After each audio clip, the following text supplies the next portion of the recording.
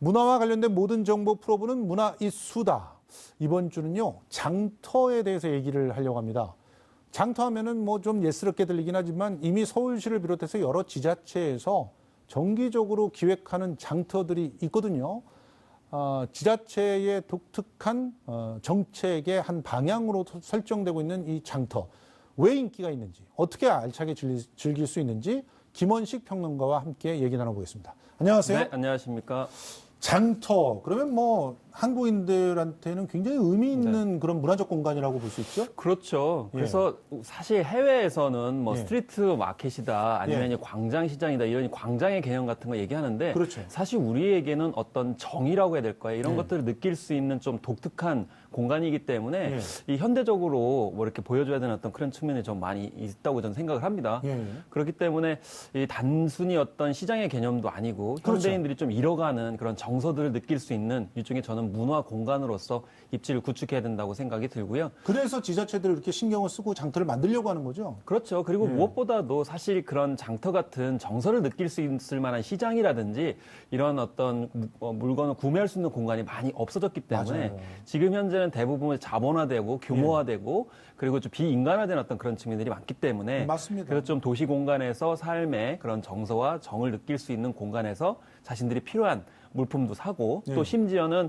지금 현재 좀 소상공인도 아니에요. 왜냐하면 굉장히 열악한 상황에서 물건을 만드신 분들 굉장히 많이 있거든요.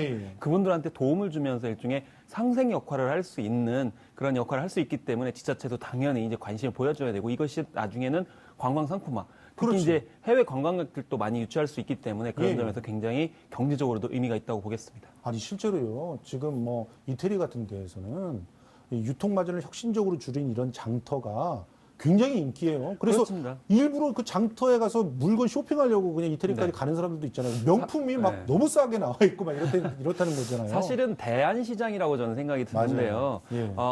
이제 새롭게 시도를 하고 새로운 아이디어라든지 새롭게 예를 들면 문화예술 작품 같은 경우에도 만드는 분들이 많은데 이분들이 도대체 어디에다 손을 보여야 될지 잘 모르기 때문에 이제 그런 것들을 선보일 수 있는 곳은 전 장터다라고 맞습니다. 생각이 들고요. 그러면서 미래의 어떤 명품들을 선보일 수 있는 그런 공간으로서도 의미가 있다고 생각합니다. 그 서울의 특색 있는 장터들 한번 좀 가볼까요? 일단 두 개가 이제 대표적으로 언급이 되고 있는데 네. 덕숭우에 가시면 이제 페어샵이 있는데요. 네. 여기 보면 이제 5년 차가 됐습니다. 그래서 안정기에 접어들었다 이렇게 생각이 드는데요.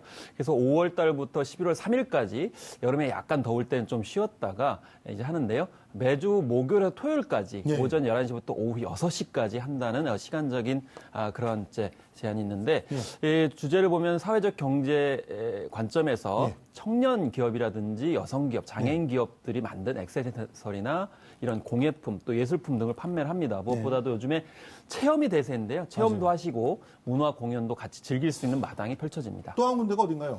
네, 무엇보다도 이제 남산골로 가시면 1890년 야시장 시즌 2 이렇게 돼 있습니다. 그래서 10월 27일까지인데요.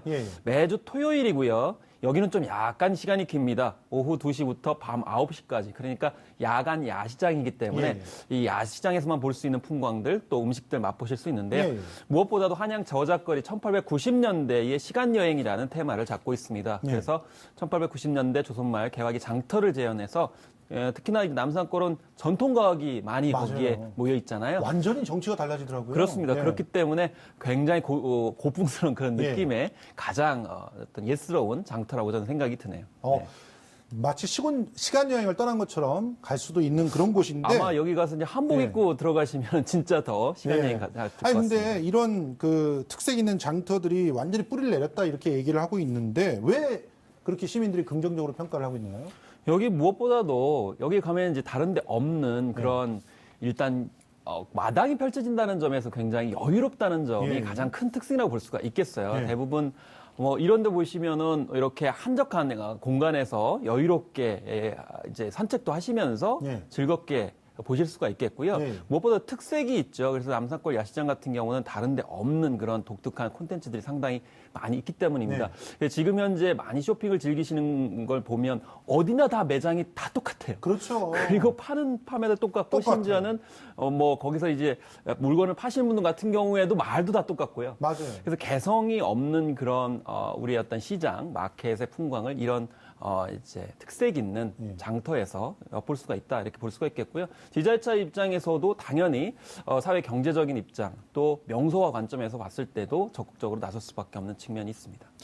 실제로 이렇게 테마형 장터, 뭐 무슨 컨셉이 있는 장터 이런 장터들이 이제 앞으로 늘어날 거라는 전망인데 네. 이 늘어나게끔 하는 힘은 뭐 아무래도 이 특색 있는 문화적 공간을 아주 쉽게 어떻게 보면 좀 저렴하게 이렇게 네. 만들 수 있다는 그런 장점 때문이겠죠. 그렇습니다. 사실 지자체 입장에서는 유휴 공간들이 있거든요. 그렇죠. 그 유휴 공간들을 활용하는 방법들에 대해서 상당히 이제 고민을 많이 하고 있는데요. 맞습니다. 그 유휴 공간을 실제로 이런 영세한 기업들 혹은 뭐 이제 아티스트들한테 또 이제 제공을 해주고요. 그것이 하나의 어떤 문화적 관점에서 특색화를 시킬 수 있다는 것이죠.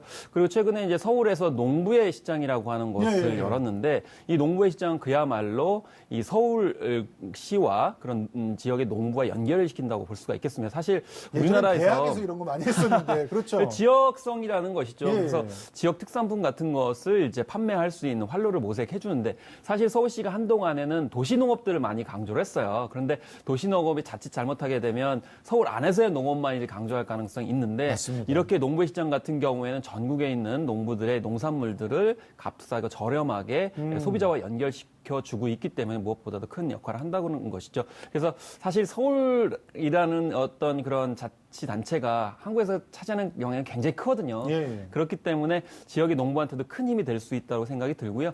무엇보다든지 문화예술인들한테도 이런 마켓을 좀 널리 유휴 공간을 활용을 해서 제공해주는 노력들이 계속 필요하다고 생각이 듭니다.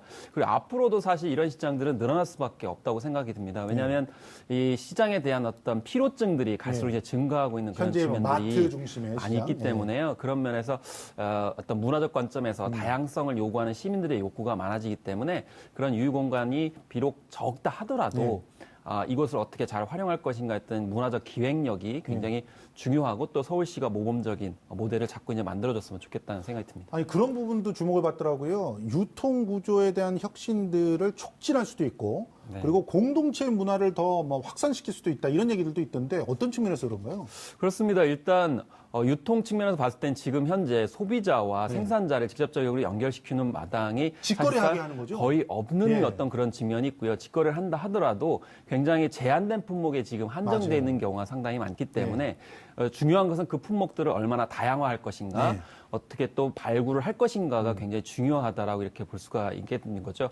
그래서 앞으로도 이런 어떤 경제적인 측면이나 어떤 일자리 창출이나 또 문화 관광 자원 차원에서도 반드시 이 장터 시장에 관련돼서는 좀 기획력이 더 보강이 돼야 된다고 생각이 들고요. 무엇보다도 이제 항구적으로 이제 성공하려면 상설적인 측면들이 굉장히 강화돼야 됩니다. 그러니까 맞습니다. 있다가 없어지면 안 되고요. 맞아요. 앞선 이 장터 같은 경우에는 뭐 5월부터 뭐 10월 말, 11월까지 계속 있기 때문에 결과적으로 거기에 가면 계속 그 시장이 있구나라는 맞아요. 그런 인식들이 있다 보면 갈 수밖에 없는 그런 측면들이 있는데 많은 경우에는 약간 했다가 없어지고 맞아요. 또 1년 했다가 없어지고 이러다 보면 사실은 각인이 안 돼서 성공하지 못할 가능성이 많이 있다라는 것이죠. 그런 면에서 어떤 특정 공간들을 계속 상설적으로 운영을 하고 그 내용들은 좀 테마에 맞게 그리고 좀 홍보라든지 판로가 굉장히 막힌 지금 현재 바로 시작하는 그런 영세한 어떤 스타트업에 해당되는 그런 분들을 어쩜 연결시켜주는 연결해주는 작업들이 굉장히 중요하다. 이런 것들이 풀뿌리처럼 있을 때 서울시 어떤 사회적 경제 혹은 사회적 기업들도 더 풍성하게 될 가능성이 많다고 생각이 듭니다. 알겠습니다. 뭐 앞으로 장터를 세울 때는 좀 더 미리 준비를 하고 정말 지속 가능할 수 있게끔 그렇습니다. 제대로 잘 만들어진 장터들 더 늘어나기를 기대해 보겠습니다. 오늘 김원식 평론가와 함께했습니다. 고맙습니다. 네, 감사합니다.